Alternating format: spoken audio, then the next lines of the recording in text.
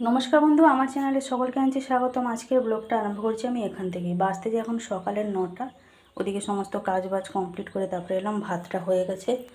আজকে তো আমাদের নিরামিষ, সেই জন্য ভাতের মধ্যে এই যে কুঁদরু দিয়েছিলাম আর টমেটো ভাতে দিয়ে এটাই দুপুরে আমরা ভাত খাবো, মা আর আমি দুজনে।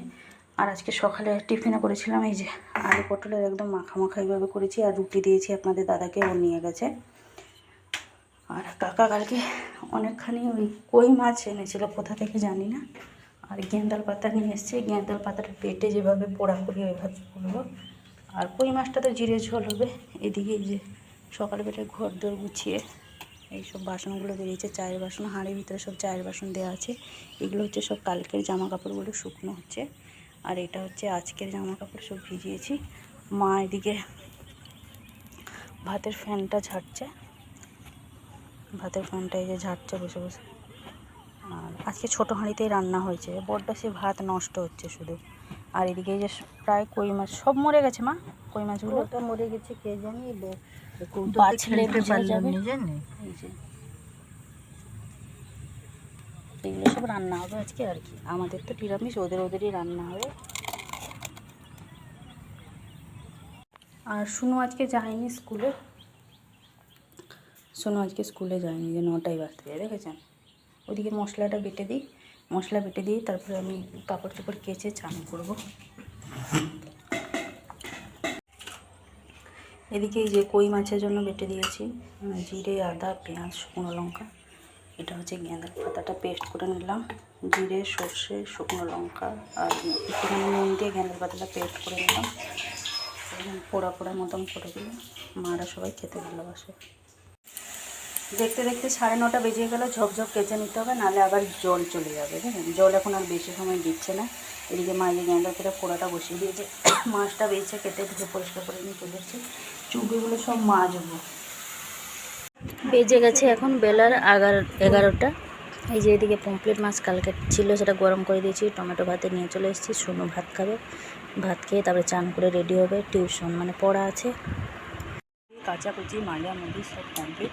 সামনে বারান্দাটাকে ধোয়াধুয়ি করে দিলাম ফিনাইল দিয়ে, কাল থেকে সেই ধুবো আর হয়ে ওঠেনি, সেই জন্য আজকে ধুয়ে দিলাম। চলুন তাহলে কয়েকটা ভাতটা খাইয়ে দিই, তারপরে ও রেডি হবে, আমিও রেডি হব। বাজে এখন 3:30। খাওয়া দাওয়া কমপ্লিট করে এই বাসন কুসন মাঝামাঝি করে আমাদের ওই সিঁড়ি ঘরে সেই জানালার যে কাঁচগুলো সব উড়িয়ে নিয়ে চলে গেছিলো। ততদিন হলো মিস্ত্রিগুলোকে বলতে আজকে সবাই এসেছিলো। তো আজকে যেহেতু ওগুলো কাজবাজ হচ্ছিলো, ওরা এই গেলো। আর এদিকে এই যে কাকা এবার লজেন্স আরম্ভ করেছে, যেহেতু এখন বৃষ্টির দিন চলে এসে এখন তার আইসক্রিম বিক্রি হবে না, ওই জন্য আজকে হেলপার থেকে মাল এসছে। এই যে লজেন্স করেছিলাম বসে, সিলফুলগুলো হয়ে গেছে। এখন আর কি ঘুমাবো বলুন তো, 3:30 বাজে, এখন আর ঘুমানোর সময় নেই। ওই একটুখানি বরাবরই খাবো বিছানায়, আর কিছু না। আর একদমই ভালো লাগছে না আজকে, শরীরটা একদম ভালো লাগছে না, মাথা ব্যথা শুধু যেন যন্ত্রণা আছে, একটু বিরক্ত লাগছে। আর সেই মেঘলা মেঘলা ওয়েদার, আর কিছু জামা কাপড় ভিজেছিল, ওগুলো তুলে নিয়েই চলে এসেছি। আমি তুলে নিয়ে এসে বাইরেটা শুকনো দিয়েছি, ভাবছি নিয়ে পালিয়ে আসবো, ঘরের ভিতরেই দিয়ে দেবো। কখন করে চলে আসবে, যা একটুখানি ভিজে আছে পুরোটাই ভিজে যাবে, হ্যাঁ। আর এদিকে একটা ওই এসির মেশিনটা যে বাইরে এসে, তার জন্য অনলাইন থেকে একটা কভার নিয়েছিলাম স্টিল কালারের, ফিতে সিস্টেম। মোটামুটি আপাতত বেঁধে দিলাম, ওদেরকে দেওয়া গেছিলাম ছাদে, ওদেরকে বললাম, ওরা বেঁধে দিল। আমি ওই জামা কাপড়গুলো একসাথে নিয়ে চলে এলাম। আপাতত ওইটা থাক, পরে টিনের একটা ছাউনি করে নিলে হয়ে যাবে। এদিকে আমার রুটিটা হয়ে গেছে, আর একটুখানি ওই ডাল তড়কা রুটি করলাম। তড়কা রুটি মানে ওই ছোলা ডালের মধ্যে রুটি রকম করে দিয়ে যেরকম হয় আর কি, ওটাকে অ্যাকচুয়ালি কী বলে আমার ঠিক জানা নেই, সেই কারণে। এদিকে ঘরদোর অবস্থা দেখুন, জামা কাপড়গুলো এইভাবেই সব শুকনো হচ্ছে, এদিক ওদিক করে।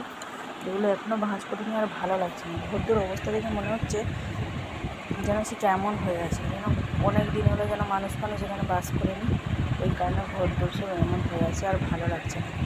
রুটি করে আর ওইটা করে চলে এসেছি। ওই ডাল তড়কা, যাই হোক, ডাল তড়কা রুটি, ঠিক আমার জানা নেই কী বলে ওটা, কিন্তু বিহারিদের খুবই একটা মানে ভালো ডিনার। যাই হোক, তো এদিকে চলে এলাম, একটুখানি বিছানায় শুয়ে থাকবো বলে চলে এসেছি। 5:30 বাজে এখন।